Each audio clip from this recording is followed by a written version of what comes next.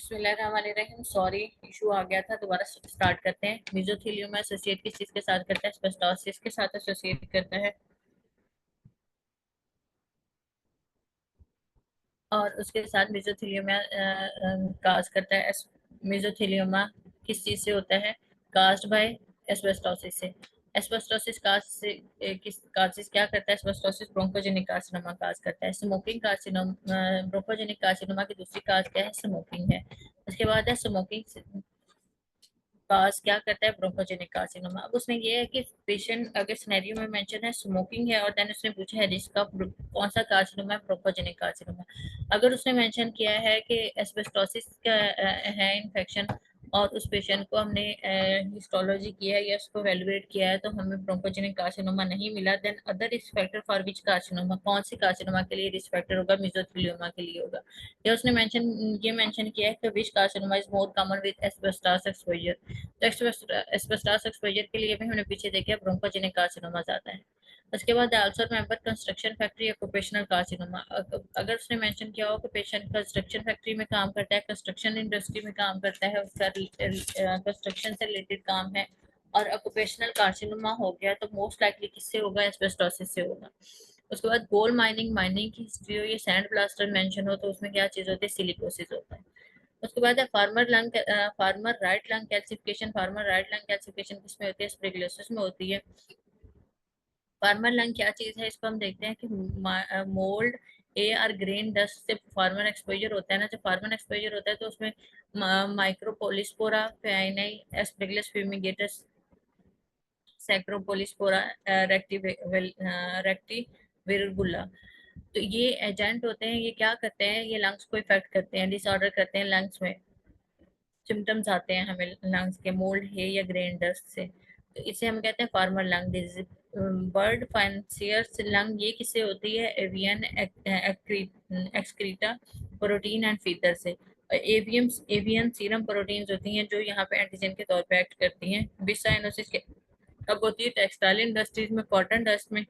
Inhalation या fever या humidifier कब होता है? कंटेमिनेशन ऑफ एयर कंडीशनिंग, यानी कि एयर कंडीशनिंग सिस्टम जो कंटेमिनेशन करता है उससे लंग्स में इनहेलेशन फीवर या ह्यूमिडिफाइड फीवर होता है। इसमें एजेंट कौन सा होता है? थर्मोफिलिक एक्टिनोमाइसिटीज होती है।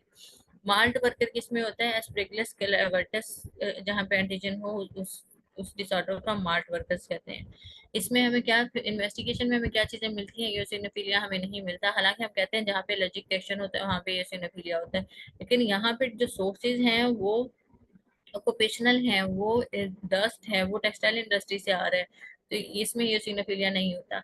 उसके बाद है patient works in demolition of old building, develops dyspnoea, chest x ray shows diffuse interstitial fibrosis of the lung, iron stain stings and beads also seen in asbestosis. ये एस्बेस्टोसिस का कैरेक्टरिस्टिक उसने scenario दिया हुआ है, इसमें demolition of old building mention किया है क्योंकि एस्बेस्टोस रूफ्स में होता है। उसके साथ पेशेंट मेंशन किया डिस्निया हो गया, डिफ्यूज इंटरस्टिशियल फाइब्रोसिस होगी पेशेंट को। दूसरे सिम्टम्स जो इंपॉर्टेंट एक्स्ट्रा सिम्टम्स है याद रखने हैं कि आयरन स्टेन स्टिंग्स और बीड्स जहाँ पे सीन उसने कहा और के चेस्ट एक्सरे पे हमें फाइब्रोसिस मिली है, उसके साथ आयरन स्टेन स्टिंग्स और बीड्स हमें नजर आ रहे हैं, तो एस्बेस्टोस का इन्फेक्शन है।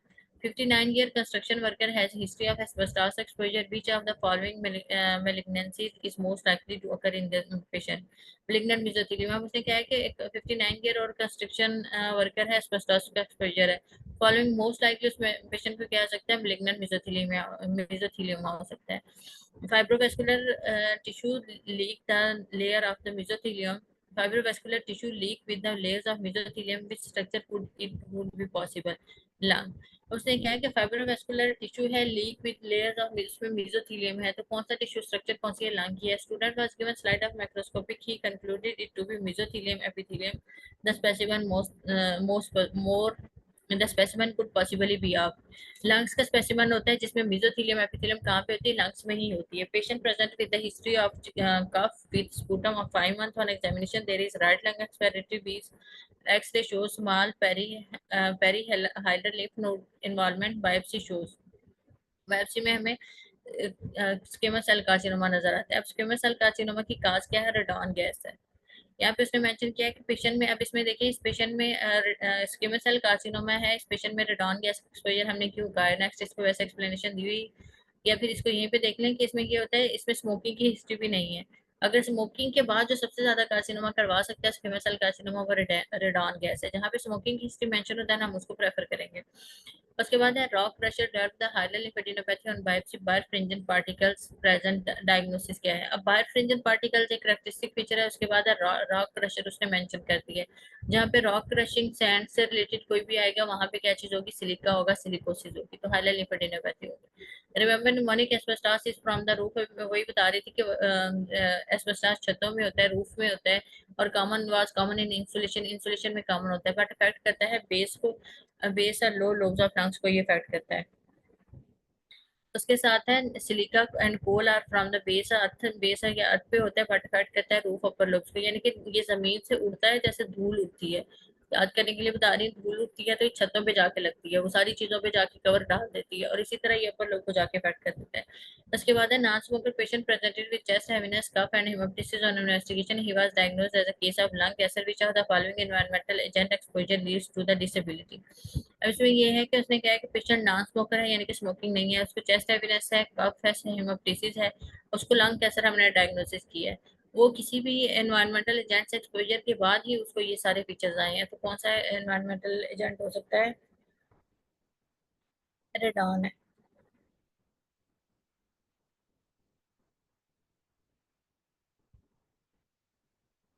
उसके बाद है radon second leading cause of the lung carcinoma after smoke, यानी कि सेकंड लीडिंग काज कार्सिनोमा की क्या है?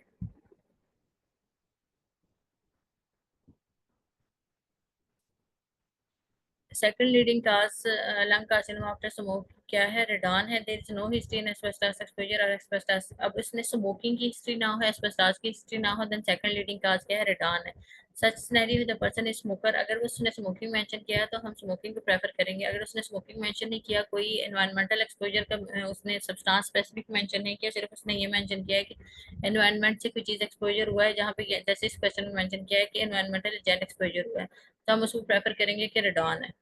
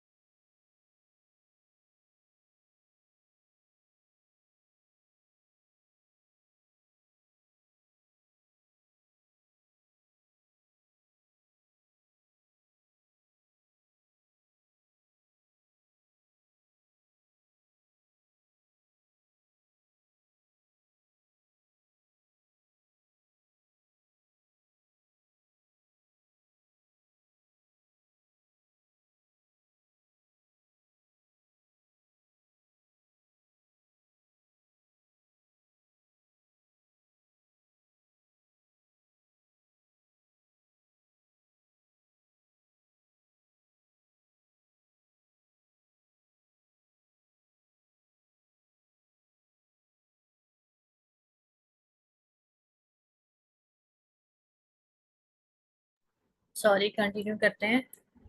एमसीक्यूज हम कर रहे थे। An old man with no other risk factor have non-productive cough for 2 months now presented with blood stick sputum on examination. He has bilateral bleed. Chest X-ray shows 5 cm hilar mass in the left lung with hemorrhagic pleural effusion. Sputum shows hyperchromatic pleomorphic cells with scanty cytoplasm. अब इसने ये mention कर दिया, साथ इसमें mention कर दिया कि कोई दूसरा रिस्क फैक्टर नहीं है।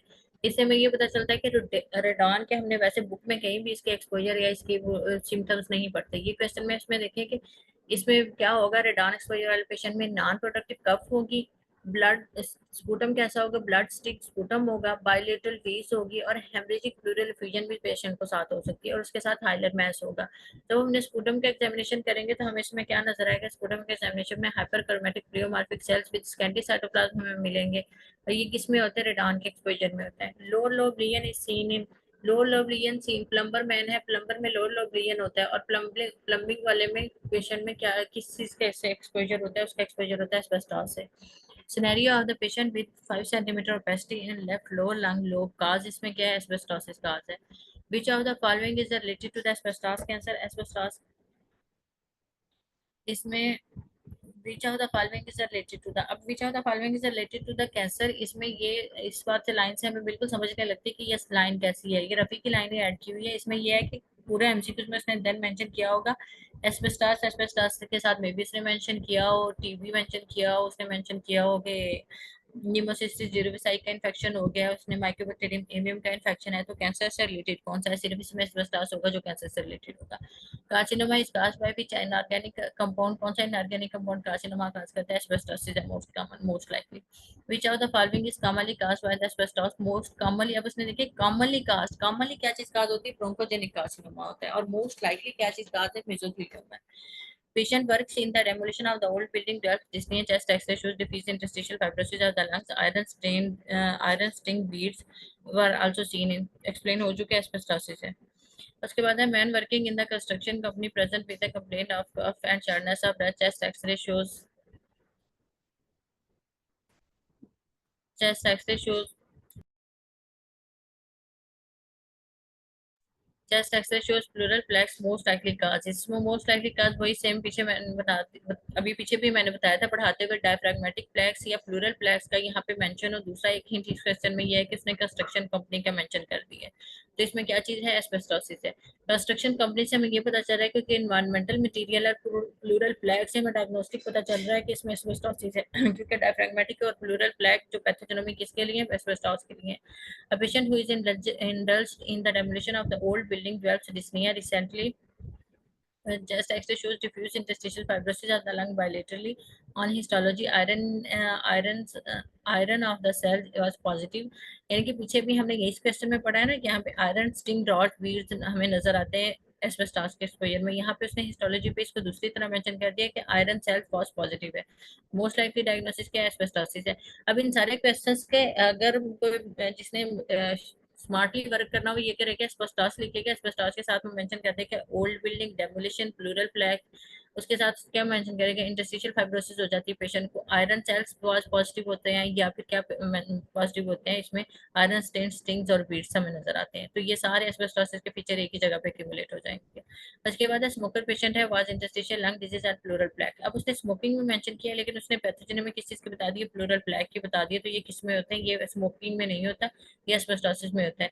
Coal mining and sand blaster किससे रिलेटेड होता है, सिलिकोसिस से रिलेटेड होता है। Silicosis is commonly seen in, silicosis किस में होता है, वर्कर्स में जो सैंड ब्लास्टिंग में काम करते हैं। Man with silicosis,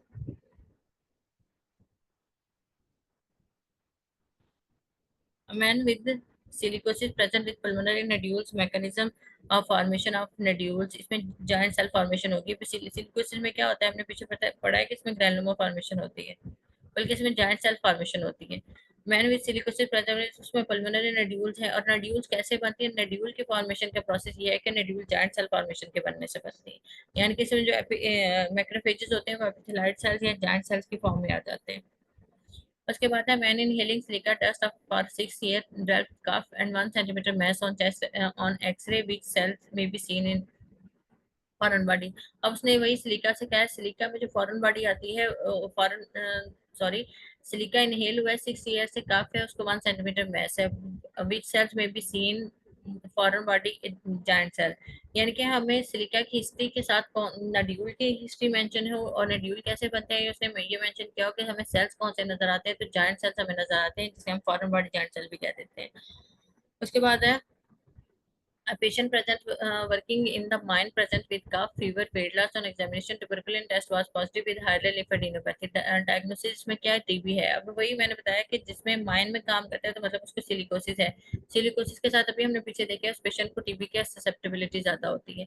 A patient with bilateral higher lymphadenopathy pulmonary TB is diagnosed. He gives the history of working in mines for many years. काज इसमें काज उसने क्या कहा है, पल्मोनरी टीबी तो डायग्नोस हो चुका है, लेकिन इसमें काज क्या है कि सिलिकोसिस है।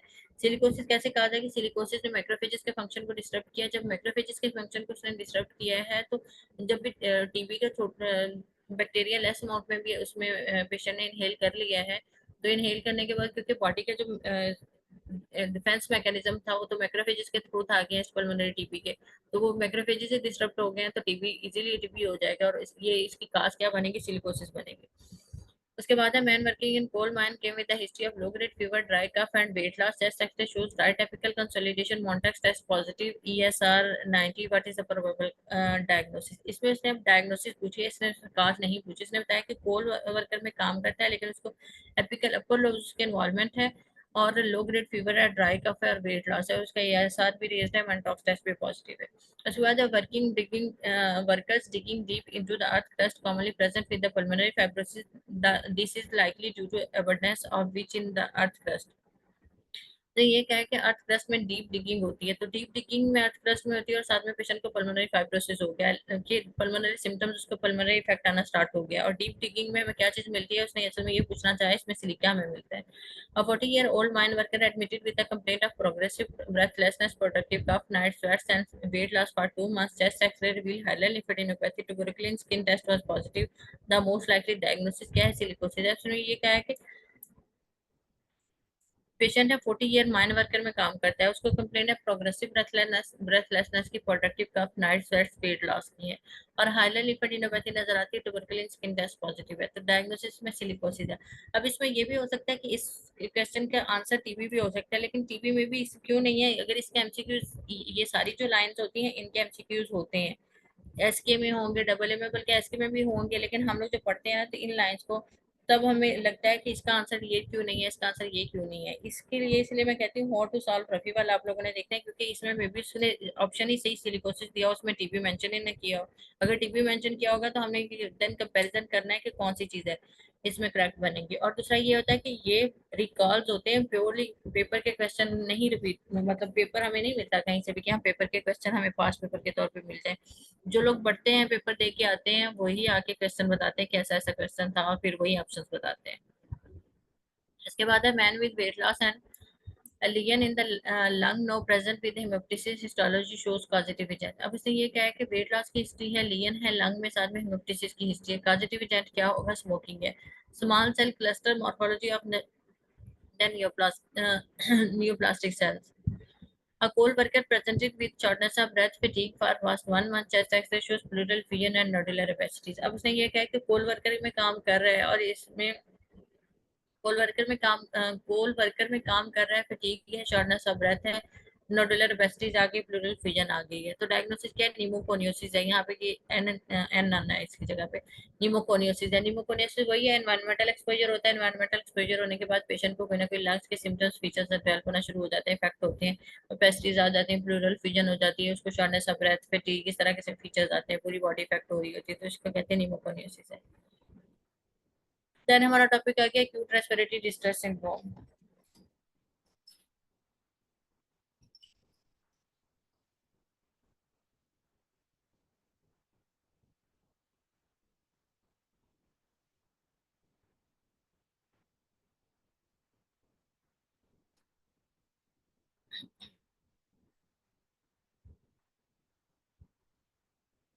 अब इसमें क्या होता है, एक्यूट रेस्पिरेटरी डिस्ट्रेस सिंड्रोम में एल्वुलर इंसल्ट होती है। कैसे होती है, इसमें release of pro inflammatory cytokines होते हैं। क्यों होते हैं, neutrophils recruitment and activation and release of toxic mediator होते हैं। क्यों होते हैं, reactive oxygen species of protease की वजह से कैपिलरी एंडोथेलियल सेल डैमेज होती है, वेस्कुलर परमेबिलिटी ज्यादा हो जाती है, leakage of protein rich fluid into alveoli में प्रोटीन फ्लूइड चला जाता है, formation of intra alveolar hyaline membrane develop हो जाती है और नॉन कार्डियोजेनिक पल्मोनरी एडिमा हो जाता है।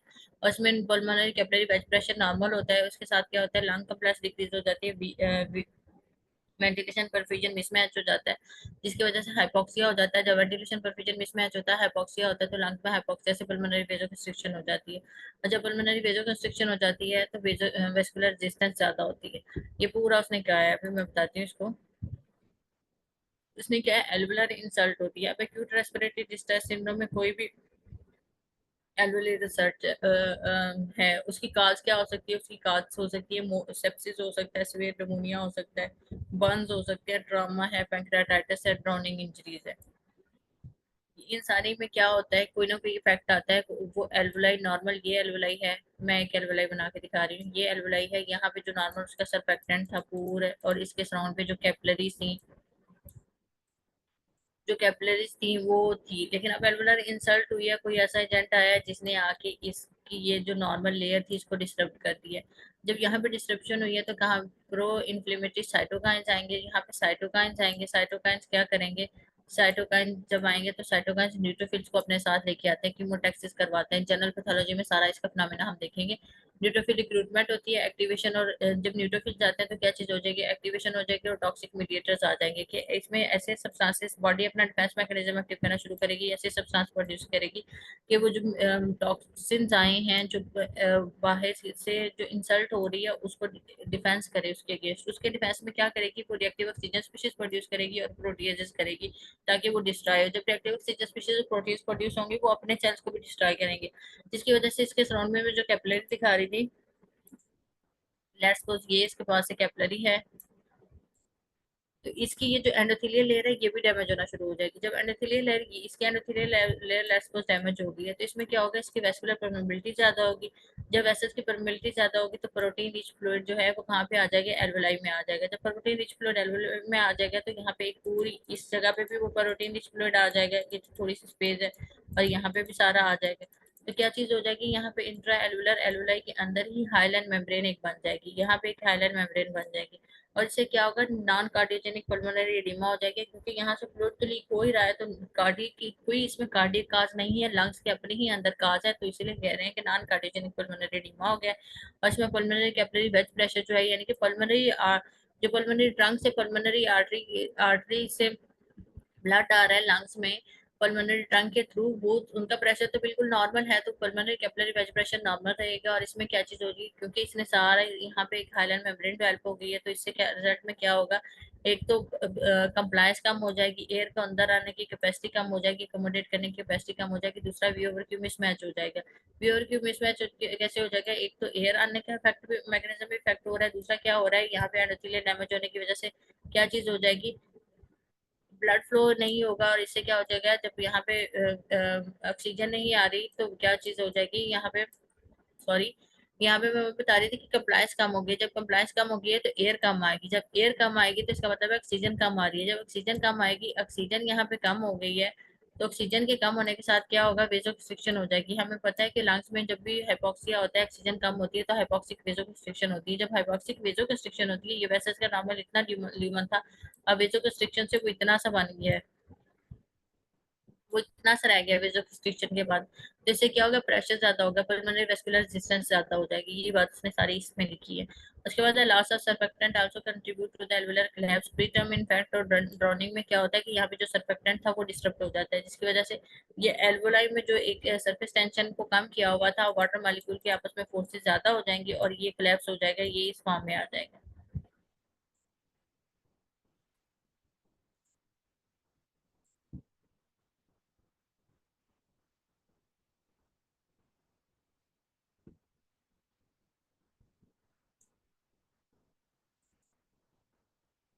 उसके अलावा क्या होगा, काजेज वही सेप्सिस में, मोस्ट कॉमन सेप्सिस में aspiration, pneumonia, trauma, burn, Burns और पैंक्रेटाइटिस, ड्राउनिंग इंजरी। में डायग्नोसिस हम कैसे करते हैं, एआरडीएस से ही डायग्नोज कर लें कि एबनॉर्मल चेस्ट एक्सरे करवाएंगे तो इसमें बायलेटरल लंग कैपेसिटीज हमें नजर आएंगी, रेस्पिरेटरी फेलियर हो जाएगा within 1 week of alveolar insult, यानी कि इस काजेस ट्रॉमा, इस किसी भी काज के विद इन 1 वीक पेशेंट को रेस्पिरेटरी फेलियर हो जाएगी, उसके सारे फंक्शन डिस्टर्ब हो जाएंगे, फंक्शन पल्मोनरी फंक्शन।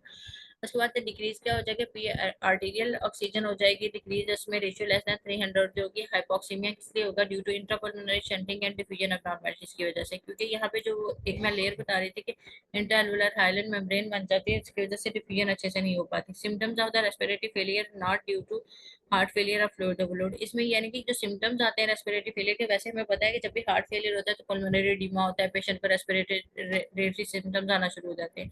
लेकिन इसमें क्या होगा कि सिम्टम्स किसके होंगे, रेस्पिरेटरी फेलियर के होंगे, लेकिन वो किस वजह से होंगे, लेकिन वो हार्ट फेलियर और फ्लूइड ओवरलोड की वजह से नहीं होंगे, वेलुलाई की अपने डिस्टर्ब या इंसल्ट की वजह से होंगे। कॉन्सिक्वेंसेज में क्या होगा, इम्पेयर्ड गैस एक्सचेंज हो जाएगी, लंग कम्प्लाइंस कम हो जाएगी, पल्मोनरी हाइपरटेंशन डेवलप हो जाएगी। ट्रीट करेंगे हम अंडरलाइंग काज को, इसके sepsis, aspiration, pneumonia, Burns, pancreatitis को हम ट्रीट करेंगे, और इसमें मैकेनिकल वेंटिलेशन करवाएंगे, जिससे क्या होगा, डिक्रीज टाइडल वॉल्यूम होगा, या फिर वेब के थ्रू उसको keep alveoli open during expiration. हम उसको पॉजिटिव एक्सपायरेटरी प्रेशर देते हैं ताकि ड्यूरिंग एक्सपायरेशन में भी होता रहे, सॉरी एल्वुलाई ओपन रहे।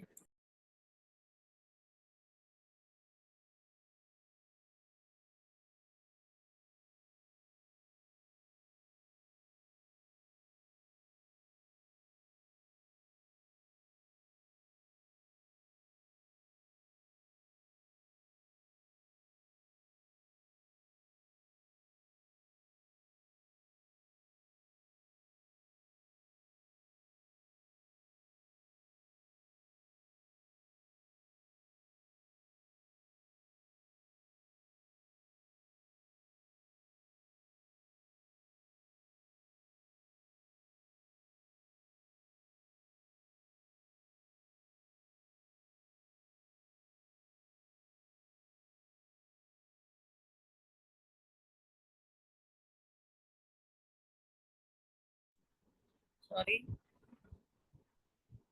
पल्मोनरी हाइपरटेंशन क्या होता है, elevated main pulmonary arterial pressure. अभी हम बात कर रहे थे कि जब पल्मोनरी हाइपोक्सिया होता है, पल्मोनरी वेसोकंस्ट्रिक्शन होती है, तो प्रेशर ज्यादा होता है। इसी प्रेशर के ज्यादा होने से क्या हो जाता है, पल्मोनरी हाइपरटेंशन हो जाती है।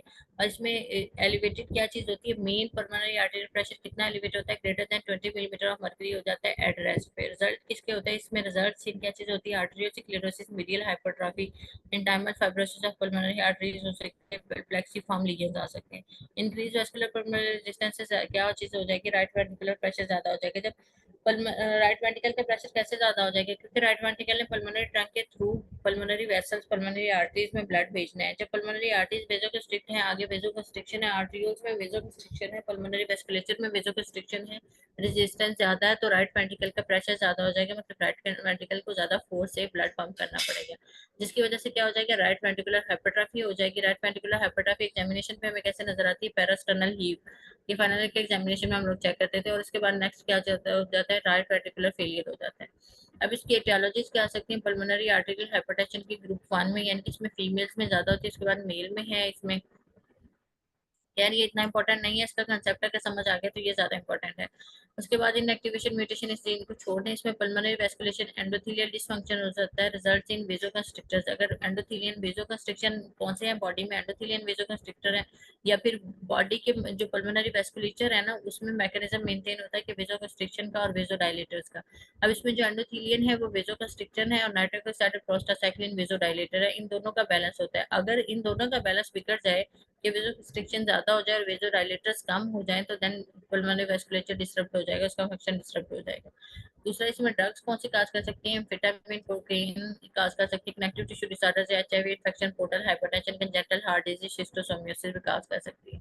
उसके बाद है लेफ्ट हार्ट डिजीज में कौन सी चीजें हैं, सिस्टोलिक का डायस्टोलिक डिसफंक्शन और वेलवुलर डिजीज काज कर सकते हैं, पल्मोनरी हाइपरटेंशन, लंग डिजीज या हाइपोक्सिया में डिस्ट्रक्शन ऑफ लंग पैरेन्काइमा या COPD, lung inflammation, fibrosis, interstitial lung disease. उसके साथ क्या फीचर्स है, हाइपोक्सिया, हाइपोक्सीमिक वेसोकंस्ट्रिक्शन होती है, ऑब्स्ट्रक्टिव स्लीप एपनिया में या लेवल इन हाई एल्टीट्यूड में भी होता है। क्रोनिक थ्रोम्बोएम्बोलिज्म में रिकरेंट माइक्रोथ्रोम्बाई है, अभी मैं कल भी बता दी थी कि जब भी क्रोनिक थ्रोम्बोएम्बोलिज्म हो या रिकरेंट माइक्रोथ्रोम्बाई फॉर्मेशन हो तो पेशेंट को पल्मोनरी हाइपरटेंशन डेवलप हो जाती है। तो इसमें कैसे होती है कि रिकरेंट थ्रोम्बाई से क्या हो जाता है, decrease cross sectional area of pulmonary vasculature, pulmonary vasculature का क्रॉस सेक्शनल एरिया कम हो जाता है, क्योंकि कुछ जगह पे रिकरेंट माइक्रोथ्रोम्बाई की वजह से वो वेसल्स ही उन ब्लड लेना उन्होंने खत्म कर दिया, उनके ल्यूमन में ब्लड ही नहीं आ रहा। तो जो टोटल क्रॉस सेक्शनल एरिया होगा वो डिक्रीज हो जाएगा। जब पल्मोनरी वेस्कुलेचर का क्रॉस सेक्शनल एरिया डिक्रीज हो जाएगा तो हमें पता है क्या चीज डेवलप हो जाएगी, पल्मोनरी वेस्कुलर रेजिस्टेंस और वहाँ पे प्रेशर ज्यादा हो जाएगा, पल्मोनरी आर्टेरियल प्रेशर। इसके अंदर मल्टीफैक्टोरियल में क्या हो सकता है कि काफी सिस्टम इन्वॉल्वमेंट हो सकती है, haematological symptom, systemic metabolic disorder along with compression of pulmonary vasculature by tumour, यानी कि एक ट्यूमर भी सॉरी पल्मोनरी वेस्कुलेचर को डिस्टर्ब कर सकती है, बल्कि सॉरी कंप्रेस कर सकती है। उसके बाद फिजिकल फाइंडिंग, ये एक नजर देख लेते हैं, वैसे कि आप लोगों को पता भी होंगी। पल्मोनरी फ्यूजन में क्या होता है, ब्रेथ साउंड डिक्रीज हो जाती है, परकशन करें तो डलनेस हमें नजर आती है, वोकल फॉर्मेटस डिक्रीज होता है। नॉन अगर कोई भी हमें ट्रेकियल डेविएशन इसमें नहीं नजर आती, अगर लार्ज हो तो देन ट्रेकियल डेविएशन का इस तरफ होगी away from the side of legion. क्यों साइड ऑफ लीजन होगी, अवे चली जाएगी, क्योंकि फ्यूजन का मतलब है कि यहाँ पे फ्लूइड एक्यूमुलेट हुआ है। ये लंग है, अब मैं एक ही लंग ड्रा करूँ, चलो दोनों ड्रा कर लेते हैं। ये इसके दरम्यान में नॉर्मल ट्रेकिया है, ये इनका वो है पैरन पैरन क्या मैं कह रही हूँ, प्लूरल कैविटी, ये प्लूरल कैविटी और यहाँ पे फ्लूइड आ गया। अब यहाँ पे सारे फ्लूइड आ गया, इसको हम किसी और से, ये फ्लूइड आ गया, यहाँ इतना सारा फ्लूइड आ गया, इतना सारा, इसने ना सारा इसको इस तरफ को, इस लांग ने ना इस तरफ प्रेशर डालना शुरू कर दिया। जब इस तरफ प्रेशर डालेगा तो ये ट्रेकिया यूं करके इस तरफ आ जाएगा, ट्रेकिया किस तरफ चला जाएगा, away from the side of लियन, ये यहाँ पे लियन था वो इस साइड पे चला गया।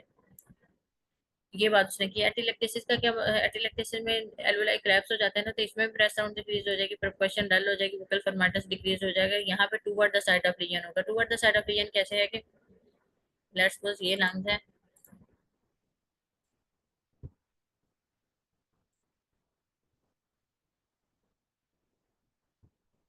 ये मुझसे लंग जैसे ही बन रहे हैं, सॉरी। अब यहाँ पे क्या है कि यहाँ पे एल्वोलाई नॉर्मल, ये एल्वोलाई सारे नॉर्मल है, और इस साइड पे क्या हुआ है, एल्वोलाई कोलैप्स हो गए हैं। यहाँ पे जितने एल्वोलाई हैं ये सारे कोलैप्स हुए हैं, मतलब इस साइड पे एटिलेक्टेसिस हो गया। जब इस साइड पे एटिलेक्टेसिस हो जाएगा तो क्या होगा, ये वाला तो नॉर्मल है ना, इसका प्रेशर तो नॉर्मल है, ये ट्रैकिया को इस तरफ को पुश करना शुरू कर देगा, और ट्रैकिया किस तरफ से चला जाएगा, ट्रैकिया डेविएट हो जाएगा, ट्रैकिया डेविएट हो जाएगा किस साइड पे, साइड ऑफ लियन की तरफ। यही बात उसने यहाँ पे किया कि यहाँ पे इस, यहाँ पे एल्वोलाई सारे कोलैप्स कर गए और नॉर्मल साइड ने प्रेशर पुट किया और ट्रैकिया को किस तरफ कर दिया, साइड ऑफ लियन की तरफ कर दिया, ये साइड ऑफ लियन है। यहाँ पे अपोजिट था कि trachea away from side of region भेजती है। सिंपल न्यूमोथोरैक्स में ब्रेथ साउंड्स कम होती है, हाइपर, लेकिन हमें परकशन पे हाइपर रेजोनेंस मिलती है, वोकल फॉर्मेटिस में भी डिक्रीज होता है, ट्रेकिया की डेविएशन नहीं होती। और टेंशन न्यूमोथोरैक्स का सिनेरियो होता है, ब्रेथ साउंड डिक्रीज होती है, हाइपर रेजोनेंट परकशन और मिलती है हमें, वोकल फॉर्मेटिस डिक्रीज होता है, और way from the side of lesion. इसमें way from the side of lesion same phenomena कि इस साइड पे एयर आ रही है और कंटिन्यूसली यहाँ पे एक्यूमुलेट हो रही है, इस लांग के पेनकामा में यहाँ पे आ रही है, इस लांग में आ रही है, तो इस पे प्रेशर, इसमें प्रेशर ज्यादा होकर ये नॉर्मल साइड की तरफ इसको भेजेगी, ट्रैकिया पे प्रेशर अप्लाई करेगी। जब ट्रैकिया पे प्रेशर अप्लाई करेगी तो ट्रैकिया की साइड पे जाएगा, away from the side of lesion चला जाएगा। उसके बाद consolidation lobar pneumonia pulmonary oedema में होती है। इसमें क्या होता है, breath sound, breath sorry bronchial breath sound हमें नजर आती हैं, लेट इंस्पायरेटरी ट्रैकल्स हमें नजर आते हैं, इकोफोनी विस्पर्ड पेक्टोरल की नजर सुनाई देती है हमें, परकशन में डलनेस हमें नजर आती है, और वोकल फॉर्मेटिस इंक्रीज होता है। एक ही कंडीशन है जिसमें वोकल फॉर्मेटिस ज्यादा होता है, लुबान नमूनिया ये पल्मोनरी एडिमा में होता है।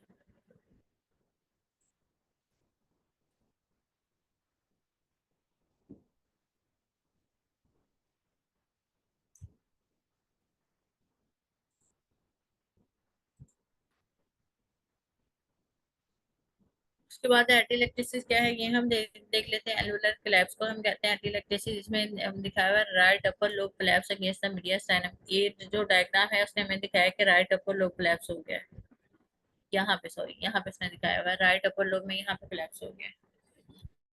मल्टीपल काजेस हो सकती हैं ऑब्स्ट्रक्टिव में airway obstruction prevents the near airway from reaching the distal airway, older airway are resolved, foreign body mucus plug या ट्यूमर, यानी कि ऑब्स्ट्रक्शन हो गई है, ऑब्स्ट्रक्शन किसी भी वजह से हो सकती है, यहाँ पे आके फॉरेन बॉडी फंस गई है, यहाँ पे म्यूकस प्लग कंटिन्यूसली है, और यहाँ पे ट्यूमर ग्रो कर गया है।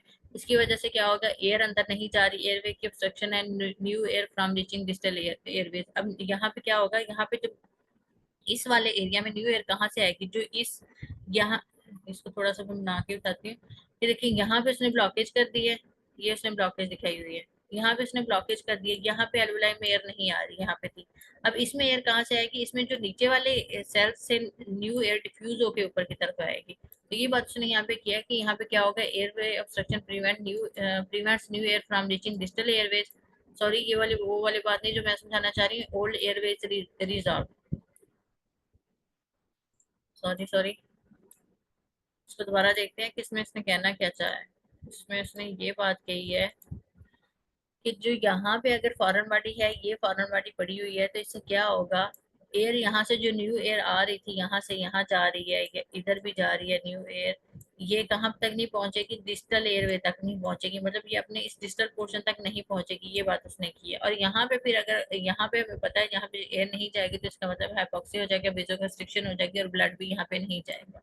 उसने ये बात यहाँ पे किया है कि ऑब्स्ट्रक्शन में airway obstruction prevents the new air from reaching the distal airway, यानी कि जो ऑब्स्ट्रक्शन होती है वो न्यू एयर को डिस्टल एयरवे तक जाने से रोक देती है। Old air is resorb, old air is resorb and formed, यानी पे जो पहले वाली एयर होगी वो तो जो पहले, लेट्स सपोज ये पल्मोनरी एल्वुलाई है, इसमें जितनी एयर थी वो यहाँ पे जो यहाँ पे पल्मोनरी वेस्कुलेचर था उसमें चली गई है, रिजॉर्व हो गई है, ये बात उसने यहाँ पे की है। उसके बाद कंप्रेसिव में क्या होता है, external compression of the lung decreases the lung volume, यानी कि एक्सटर्नली लंग कंप्रेशन है, एक्सटर्नल कंप्रेशन है किस वजह से, स्पेस ऑफ कंबाइंग लीजन या प्लूरल फिजन की वजह से, ये प्लूरल फिजन आ गई है जिसकी वजह से यहाँ पे एक्सटर्नली वो हो गया है, एक्सटर्नली कंप्रेशन आ गया, कंट्रैक्शन होगी सिकाट्राइजेशन में, scarring of the parenchyma that distorts the alveoli sarcoidosis. अब इसमें यह है कि सार्कोइडोसिस में क्या होता है, स्कारिंग हो जाती है, ये स्कारिंग सारी होगी है, स्कारिंग की वजह से कंट्रैक्शन होगी लंग पैरेन्काइमा की और एल्वुलाई डिस्टॉर्ट हो गए हैं। दूसरा एडहेसिव में due to lack of surfactant की वजह से neonatal respiratory distress syndrome, premature infant में क्या होता है कि जो यहाँ पे नॉर्मल यहाँ पे मैं इतने बड़े में बना रही हूँ, हालांकि ये एल्वुलाई यहाँ पे होता है, एल्वुलाई के अंदर सर्फेक्टेंट, अब यहाँ पे सर्फेक्टेंट नहीं है तो सरफेस टेंशन ज्यादा हो जाएगी, जब सरफेस टेंशन ज्यादा हो जाएगी तो ये एल्वुलाई कोलैप्स हो जाएगा, और एडहेसिव क्योंकि यहाँ पे एडहेसिव फोर्सेस ज्यादा हो जाएंगी तो एडहेसिव हो जाएगा लेग ऑफ सर्फेक्टेंट की वजह से। Decrease via in incentive spirometry or increase PEEP due to mechanical ventilation से हम इसको कम कर सकते हैं।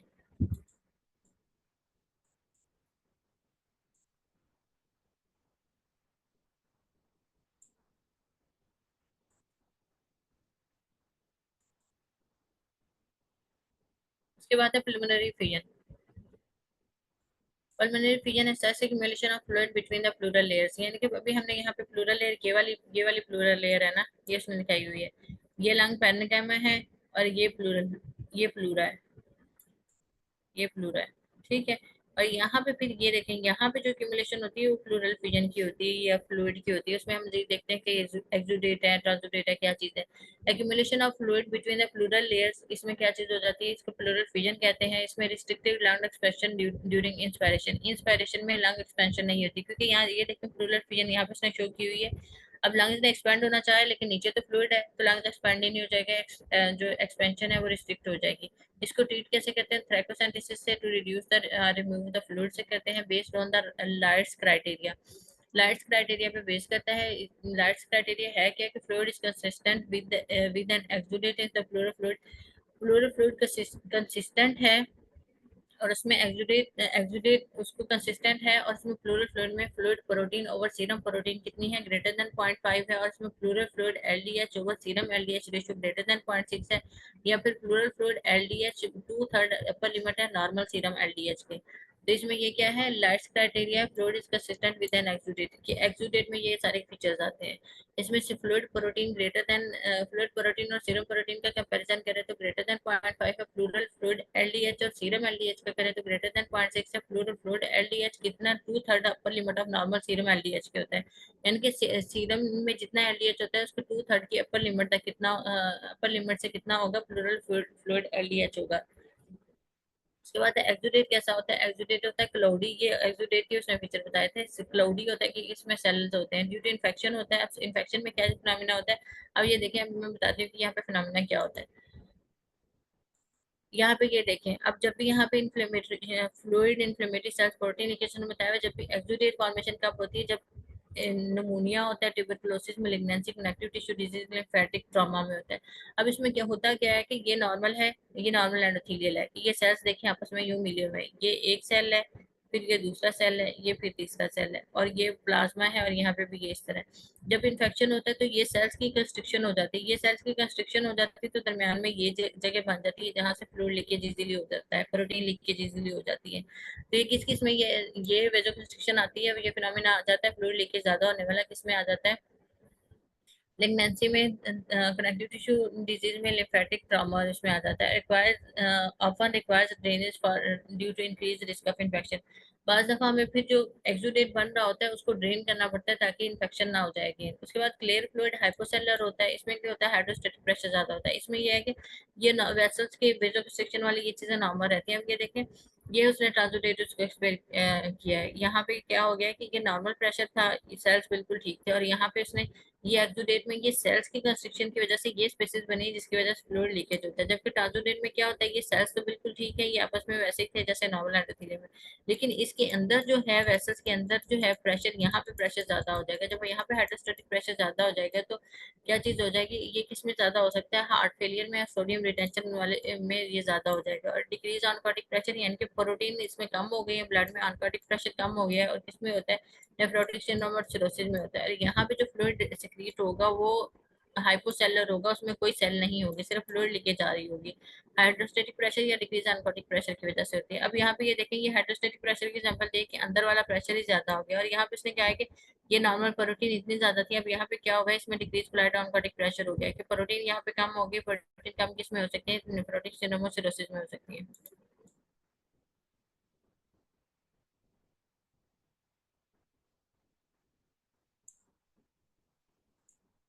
ये ट्रांसोडेट और एक्सोडेट का डिफरेंस है।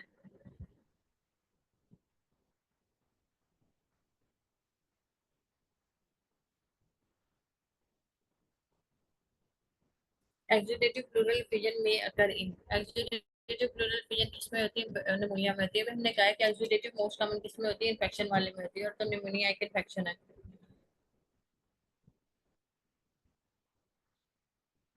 इसके बाद है patient down case of the congestive heart failure with pleural effusion, how will you say that the fluid is transudate. अब ट्रांसुडेट में क्या था, हाइपोसेलुलर है तो डेफिनेटली उसकी स्पेसिफिक ग्रेविटी भी लो होगी।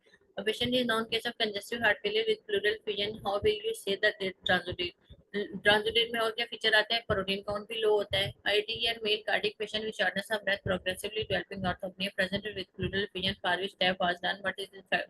What factor is suggestive for transudate? Transudate के लिए कौन से फैक्टर है, लो सेल काउंट। उसके बाद है man present with history of cough and fever, a sample of pleural fluid was taken sent to the routine examination. Report showed cloudy yellow colored fluid containing 98% neutrophil, 1% lymphocyte. On dull percussion note, absent breath sound on the fluid side. What is the most likely diagnosis? में purulent effusion है। purulent effusion क्योंकि उसमें history of उसने कफ mention कर दी लेकिन fever की history नहीं है। प्लूरल फ्लूइड में रूटीन एग्जामिनेशन में हमें 98% लिम्फोसाइट सॉरी न्यूट्रोफिल्स मिले हैं, तो जहाँ पे न्यूट्रोफिल्स ज्यादा होते हैं पुरुलेंट होता है, वो पुरुलेंट फ्यूजन है ये। उसके बाद है patient present with pitting anaemia, urine albumin +2, bilateral pleural fusion cause क्या आएगी, क्योंकि पेशेंट को पिटिंग एनीमिया और यूरिनरी एल्ब्यूमिन देख लें +2 है, मतलब यूरिन में एल्ब्यूमिन जा रही है, तो इसका मतलब हाइपो एल्ब्यूमिनीमिया की वजह से उसको प्लूरल फ्यूजन और पिटिंग एनीमिया है। A young man with heart failure, bilateral pleural effusion in the pleural tab, what would you see to consider if the transudate fluids can to the heart. हमें पता है कि transudate fluid में sales बहुत कम होते हैं, लेकिन फिर भी ट्रांसुडेट फ्लूइड में क्या होगा, 2 to 3% लिम्फोसाइट्स हो सकते हैं। उसके बाद है which of the following given to the patient with congestive cardiac failure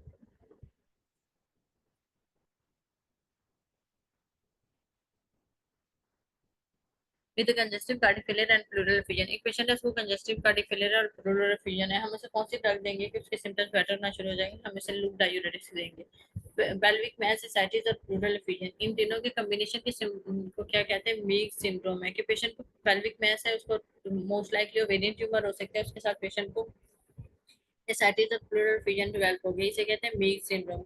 patient with parapneumonic effusion lab finding of the effusion will be, यानी कि पैरान्यूमोनिक एफ्यूजन मतलब निमोनिया है, इन्फेक्शन वाली एफ्यूजन है, तो उसमें प्रोटीन ज्यादा होगी, प्रोटीन 3.5 ग्राम पर डेसीलीटर है। ब्लॉकेज ऑफ थोरैसिक डक्ट, अगर थोरैसिक डक्ट को ब्लॉक कर दें तो क्या डेवलप हो जाता है? पाइलोपेरिकार्डियम। उसके बाद है pneumonia is leading to the pneumonic infusion, what will be the same? यहाँ पे वही pneumonic वाला प्रोटीन कितनी होगी? मोर देन 3.5 होगी। A known case of the tuberculosis present with left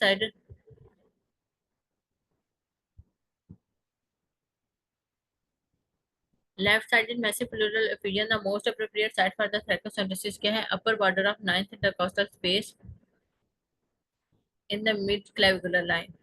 यहाँ पे upper border of ninth intercostal space नहीं आएगा, नाइन्थ रिप आएगा, ठीक है ना। Upper border of ninth inter या फिर आएगा lower border of ninth intercostal space in the mid axillary line, या आएगा upper border of ninth rib in the mid axillary line. ये यहाँ पे मिस्टेक है, इसको पॉइंट आउट कर लें।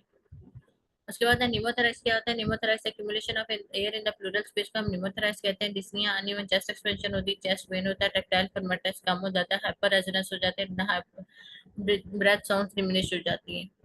इसमें primary pulmonary primary spontaneous pneumothorax कैसे क्या है कि due to rupture of apical subpleural bleb or cyst. अब जो सब प्लूरल ब्लैब है एपिकल में, वहां वो रप्चर हो जाते हैं। Often may be seen in टाल थिन यंग मेल। अब उसने मेंशन किया होगा कि टाल थिन यंग मेल है और उसको अचानक से निमोथोरैक्स वाले सिम्टम हो जाएंगे कि उसको chest pain, sudden chest pain start हो गया, उसकी हार्ट साउंड सॉरी उसकी ब्रेथ साउंड डिमिनिश हो गई, हाइपर रेजोनेंट है।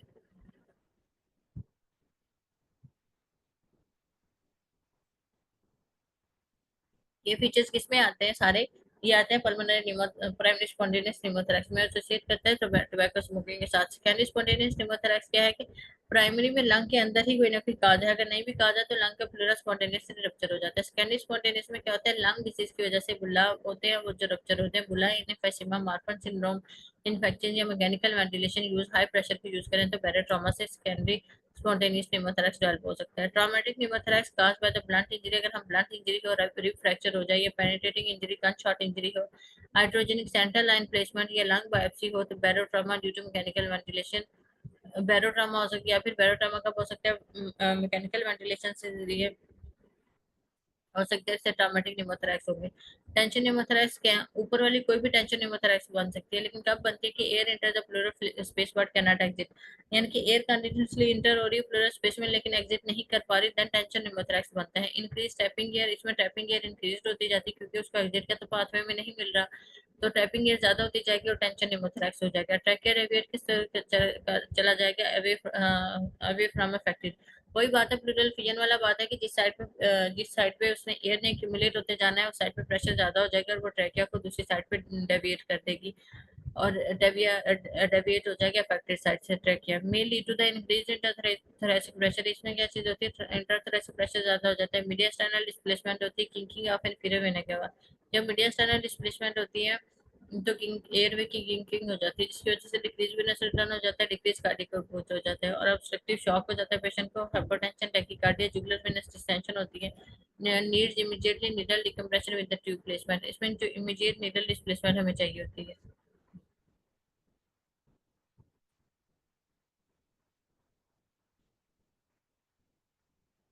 उसके बाद है COPD patient oxygen pressure at 10 centimetre of water positive expiratory positive end expiratory pressure for 24 hour was given. इसमें पेशेंट को क्या डेवलप हो सकता है? निमोथोरैक्स। अब इसमें हाई पॉजिटिव एक्सपायरेटरी प्रेशर में क्या होता है? बैरोट्रामा होता है। जब बैरोट्रामा होता है तो एयर एंट्री होती है, एयर एंट्री होती है तो निमोथोरैक्स डेवलप हो जाता है। Primary spontaneous rupture of apical blood इसकी वजह से होता है। Most apical thin long young mail होता है, एसोसिएट इसके साथ कहता है टोबैको स्मोकिंग और वार्फन सिंड्रोम के साथ। स्कैंडियम निमोथोरैक्स में लंग डिजीज के बाद होता है। इसमें क्या आता है? बुलाई इन द एम्फिसेमा इन्फेक्शन होते हैं। Mechanical ventilation with the use of high pressure. Mechanical ventilation में जब हम हाई प्रेशर यूज करते हैं तो बैरोट्रामा हो जाता है। कोई बातें हैं ट्रॉमेटिक निमोथोरैक्स में cause by blunt injury, rib fracture या पेनिट्रेटिंग इंजरी से हो सकता है। उसके बाद है टेंशन निमोथोरैक्स में कोई भी ऊपर वाला टेंशन निमोथोरैक्स में जा सकते हैं सिर्फ उस सूरत में जब air inter plural space air inter but can not speak sorry air enter the plural space that can not exit, वो एग्जिट नहीं कर सकेगी। इंक्रीजिंग ट्रैपिंग एयर ज्यादा हो जाएगी, टेंशन निमोथोरैक्स हो जाएगा, ट्रैकिया रेबिएट कर जाएगा away from the side of region. away from the affected side. Patient with shortness of breath on examination, track is shifted to the left side, absent breath sound on the right side, hyperresonant percussion note on the right side. तो right side भी यहाँ पे क्या develop हुआ, patient को pneumothorax develop हुआ हुआ. A man with the hyperbaric oxygen 24 hours develops the dyspnea and goes into the respiratory distress. What is the most likely cause? जिसमें ये है कि hyperbaric oxygen यूज हुई है, उसको dyspnea डेवलप हो गया है, तो क्या है, spontaneous pneumothorax है. स्पॉन्टेनियस निमोथोरैक्स में स्पॉन्टेनियस निमोथोरैक्स में क्या होता है, trachea moves toward the same side of लियन. Spontaneous निमोथोरैक्स में ट्रेकिया साइड ऑफ लियन की तरफ जाता है, जबकि ट्रंचन निमोथोरैक्स में ट्रेकिया मूव करता है away from the side of lesion. उसके बाद है patient came to the ER with shortness of breath, sharp chest pain on examination, no air entry on the right side, hyper resonant on percussion, note the lung collapsed airway and chest sprang outward, chest x-ray shows trachea shifted toward the right side pneumothorax. इसमें ये हुआ कि patient को sharpness of breath और sharp chest pain start हुआ है right side पे उसकी एयर एंट्री ब्लॉक है. जब राइट साइड पे एयर एंट्री ब्लॉक है, हाइपर रेजोनेंट उसकी परकशन है, तो क्लैप्स लंग क्लैप्स किस कर जाएगा, इनवर्ट क्लैप्स हो जाएगा, और जिसमें चेस्ट ब्रंग आउटवर्ड, चेस्ट बाहर की तरफ आ जाएगी. इसमें chest x ray shows the trachea shifted towards. Chest x-ray में से चेस्ट एक्सरे से हमें नजर आता है कि trachea shift toward the left, यानी कि नॉर्मल साइड पे लेफ्ट कर दिया. Collapse lung causes the shift of the trachea to the opposite side. There is a greater chance of the pulmonary pneumothorax formation with inserting the central venous pipe. जब CVP हम पास करते हैं तो किस root से सबसे ज्यादा चांसेस होते हैं कि निमोथोरैक्स हो जाए, right subclavian when. Right subclavian vein is because right subclavian when क्यों होता है सीवीपी पास करने के ड्यूरिंग में प्लूरा या निमोथोरैक्स डैमेज होना है, क्योंकि जो है right subclavian vein is situated very close to the pleural cavity होती है. The finding of the pleura ruptured in the pneumothorax, inward lung collapse and outward. इसमें क्या आता है, प्लूरा रप्चर्ड इन निमोथोरैक्स में इनवर्ट लंग का collapse and outward lung spring होती है. उसके बाद है man given with a man with hyperbaric oxygen. वही क्वेश्चन है, राइट साइड निमोथोरैक्स में क्या होगा, एटमॉस्फेरिक एंड प्लूरल प्रेशर में भी इक्वल होगा. नॉर्मली एटमॉस्फेरिक प्रेशर कितना होता है, 760 millimetre of mercury. Plural pressure in pneumothorax में क्या चीज होती है, एयर इंटर होती है, प्लूरल पल्मोनरी प्रेशर रेज किया जाता है.